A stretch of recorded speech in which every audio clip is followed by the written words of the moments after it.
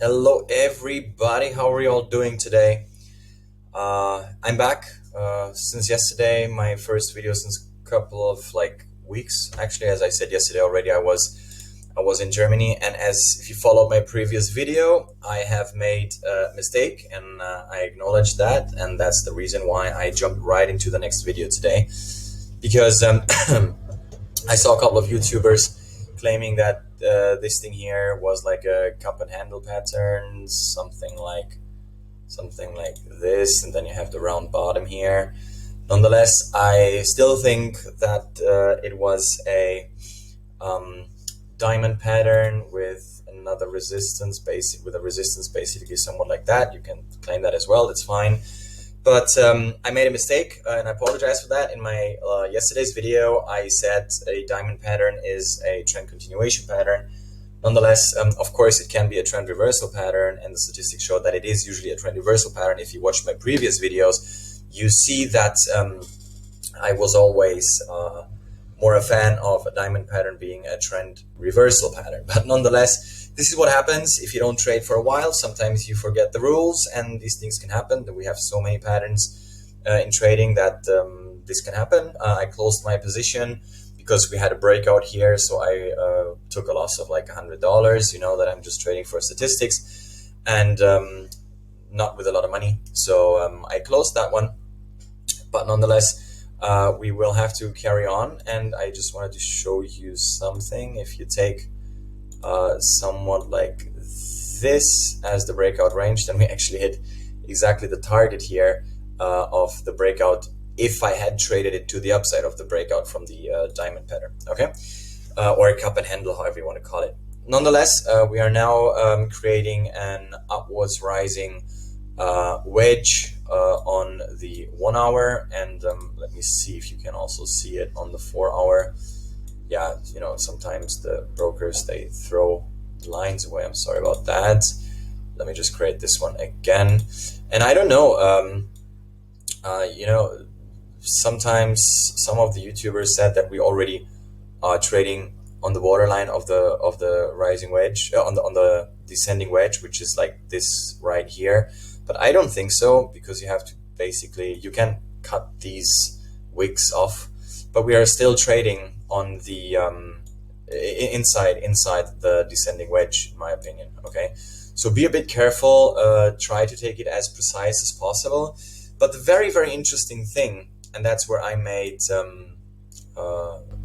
where my lines were not precise enough, is that basically this thing here that I assumed was going to be a head and shoulders pattern, which worked out perfectly, but it was quite tough here to figure out the neckline. And in fact, the neckline was basically here, in my opinion, and not here. Okay, the reason for this being, if I show the target of this head and shoulders from here, roughly, it was somewhat almost exactly to the wick down here. Okay, so if I had seen that, I would have probably traded it a bit different, but that's like old news. That's a couple of days ago already.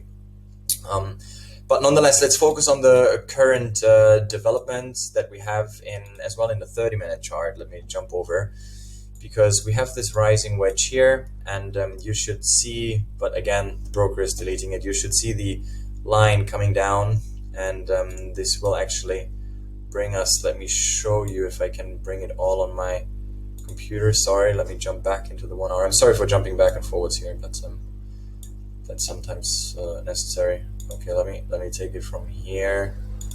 Again, the same line all the way down here. Then you can see if we trade the upwards rising wedge all the way forward, then we have a nice cutting point here. So we could have a breakout to the upside around 35,100, and that is going to be very interesting in case we break this line here. There's also some resistance here at 35,200, which in my opinion is actually this is the head and shoulders I just discussed, is the neckline of the head and shoulders. Okay, but nonetheless, let me show you guys something.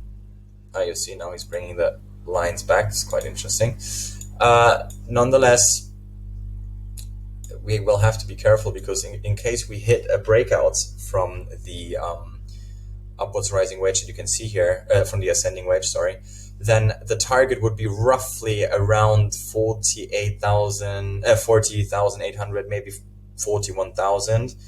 Okay, this would be a very, very nice trade, a beautiful trade, but we will need a lot of volume. Okay, really, really funny coincidence. Do you guys all remember this massive head and shoulders from the top, from the high around 65,000 that we had, that I predicted a long time ago? Let me show you in the daily chart. Maybe you can see it a bit better. You can already see the neckline of the head and shoulders, which is this black line here, matches up and crosses perfectly with the blue line. Let me make it a bit thicker so you guys can see it a bit better, and creates a cross here. Always when we have a cross happening with such important lines, such as the head and shoulders neckline, which this is a massive support and resistance, and we have this support and resistance, which work perfectly here, there, and there. So you see it's like massive important line, and they are crossing around actually the $40,900. Okay, in case we break out of this descending wedge to the upside, then we could see something big happening here. Okay, nonetheless, in case we break to the upside, to take profit should be around 40,800, 40,900, right? And if we trade backwards, then we have to be very, very careful, because I don't think that we're going to last long and with testing the 30,500 support line here. And I think we could then see the breakdown towards the $20,000 mark, which would be, let me just mark it up for you, which would be roughly there. Okay, and there will be some action as well. Okay, so this is where really a lot of action is going to happen in case we break to the downside, and in case this descending wedge trades to the downside, then we could actually see, well, it lines up perfectly, you see. So that there is a lot of stuff happening here. Okay, we need to be really careful. But if we break to the upside, basically the goal should be roughly 40,700, 40,800, and this cross always, with my trades, always signalizes that something is going to happen. It doesn't mean necessarily that we're going to hit it. We can break through it, but even if we are down here and we cut from the time-wise, which is going to be tomorrow, basically. Okay, so tomorrow there's going to be massive action, or on Monday, because the cross is on the level of roughly tomorrow, day after tomorrow.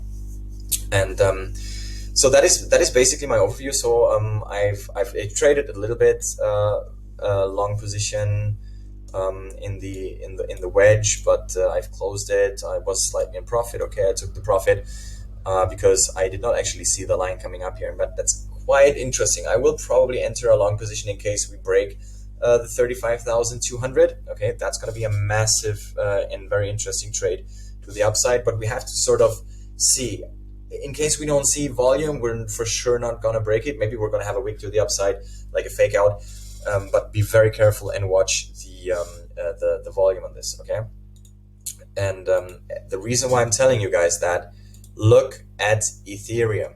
Okay, Ethereum is already trading on the it also has an ascending wedge, and it trades right at the top of the ascending wedge, this massive wedge that has unfolded here. Okay, and we will need a really large volume to break this. In case we break that, have a good day, guys. We're going to see each other at 2,800, somewhat like that. But if I zoom a bit closer into it, you see again the line is missing. Let me check if I can quickly create it, so you can actually see that we're trading right at the borderline of this is the upside of the ascending wedge. We are trading right at the borderline of it.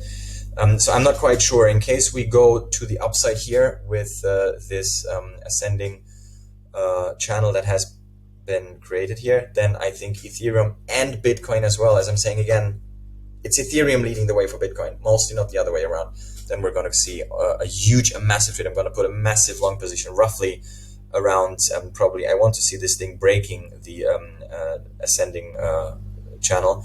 I would probably look for a long position around $2,350. Okay.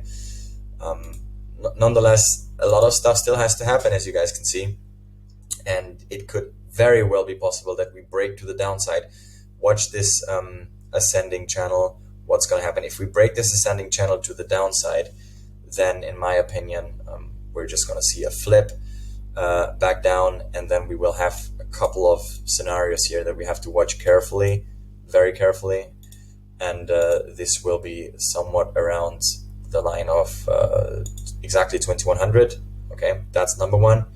Then we're moving forward to the support and resistance at 1920. Okay, and we keep on moving, guys. We never stop. Okay, then we go on to see this lines up perfectly here, there, support and resistance.